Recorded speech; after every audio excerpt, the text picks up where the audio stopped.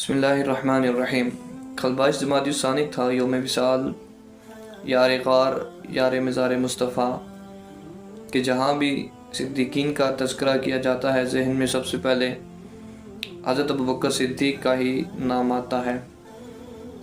یہ وہ میرے حضور کے پیارے حبیب ہیں، میرے حضور کے پیارے رفیق ہیں، میرے حضور کے پیارے صحابی ہیں کہ جنہیں آپ نے صدیق اکبر کا لقب عطا فرمایا ہے۔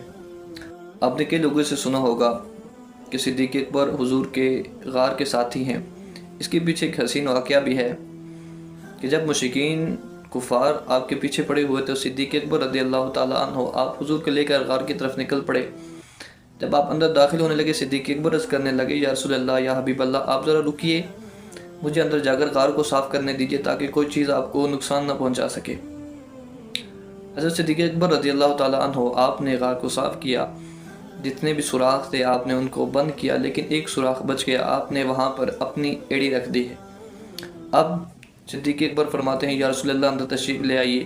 میرے حضور جاتے ہیں، آپ وہاں پہ آرام فرماتے ہیں، آپ اپنا سر مبارک حضرت صدیق اکبر کی گود میں رکھتے ہیں۔ سبحان اللہ، وہ کیا منظر ہوگا، وہ کیا حسین منظر ہوگا۔ امام الانبیاء، 1,24,000 انبیاء کے امام، کہ جس کی خاطر پوری کائنات کو تخلیق فرمایا گیا، وہ ایک صحابی کی گود میں ان کا سر مبارک ہے۔ سبحان اللہ، وہ کیا منظر ہوگا۔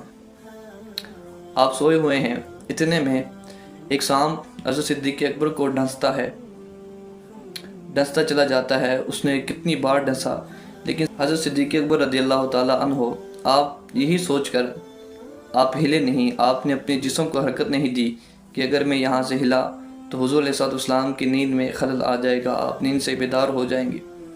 سبحان اللہ۔ لا یؤمن احدکم حتی اکون احب الیہ من والدہ وولدہ والناس اجمعین۔ قربان جاؤں صدیق اکبر رضی اللہ تعالیٰ عنہ پر کہ آپ تو اس کے مصداق ٹھہرے۔ آپ تو میرے حضور نے جو یہ حدیث بیان کی ہے، لا یؤمن احدکم حتی اکون احب الیہ من والدہ وولدہ والناس اجمعین، آپ تو اس حدیث کے مصداق ٹھہرے۔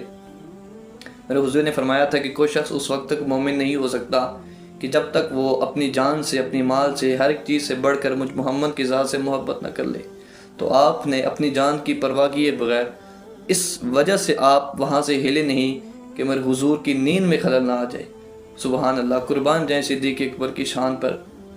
اور یہ وہ صدیق اکبر ہیں، ترمذی شریف کی حدیث پاک ہے، میرے حضور فرماتے ہیں کہ میں نے دنیا میں تمام لوگوں کے احسانات کا بدلہ انہیں دے دیا ہے، انہیں لوٹا دیا ہے، لیکن صدیق واحد ایک ایسا صدیق ہے کہ اس کے احسانات کا بدلہ قیامت والے دن اللہ تبارک و تعالیٰ اسے عطا فرمائے گا۔